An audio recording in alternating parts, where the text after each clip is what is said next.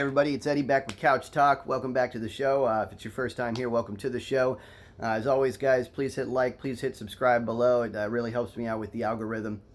Today, we're going to talk about the number one biggest threat to democracy in the United States of America.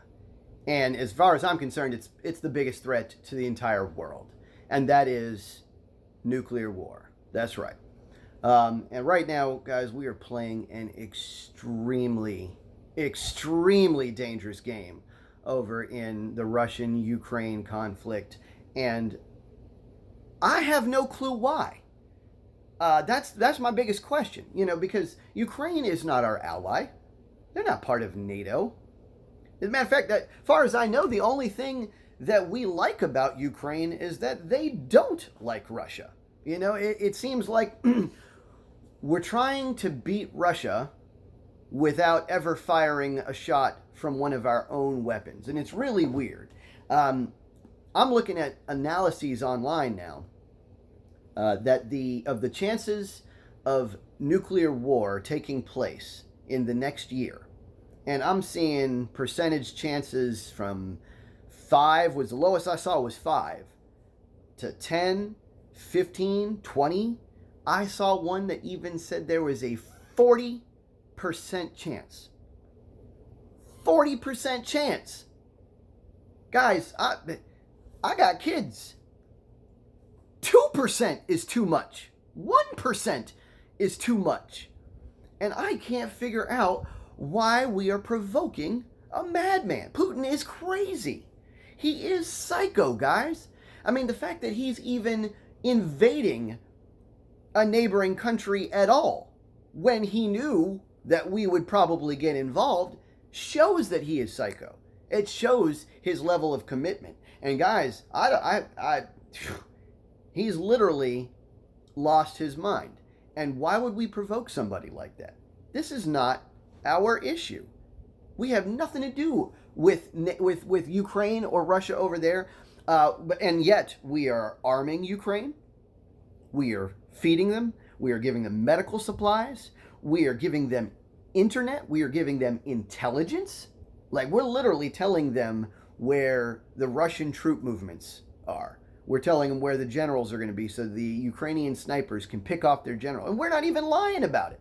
We literally admitted it openly to the world that we were feeding them intelligence that led directly to Ukrainian snipers being able to take out Russian generals.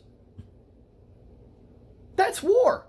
We're literally already at war with Russia. The only reason I can't figure out why Putin hasn't already declared war on the United States of America. Probably because he's afraid of what might happen if he does. But guys, I don't think he can back out now. I think it's too late. I think he's committed. I think even if he wanted to, we probably wouldn't let him. I don't know if you guys realize this, but there have been, at various points in time, many peace resolutions on the table. As a matter of fact, before this even started, there was a peace resolution on the table that Ukraine was ready to sign. They were ready to do it. And we stopped them from doing it. We kept them from being at peace. And, the peace deal wasn't perfect. It was, Russia, of course, offered something that would make it fabulously rich. All Russia wanted was, it wanted, Ukraine to back out of the province that was mostly ethnic Russians anyway, that Russia would maintain control of that, and that Ukraine allowed Russia to build its pipeline and to basically circumvent the Ukrainian control of that oil pipeline, and that Ukraine never joined NATO. Those were the three things that they needed. And they were ready to do it because it was not worth tens of thousands of lives being lost over just those things. And they were ready to do it. We told them not to do it. We basically convinced them not to do it. And now, here we are at war. And guys, this is a very dangerous game. And it's weird, too. It's like we're playing this kind of weird, we're fighting this like weird proxy civil war. And I mean, because let's be honest, Trump probably had some ties in China. I mean, sorry, not in China, in Russia. And who knows what the extent of those ties were? Did they finance his campaign? Maybe. Did they, were there some other underhanded dealings? Who knows, right? But I think we all know that Trump was involved with Russia in some form. And I think it's obvious now that the Bidens are involved in the Ukraine.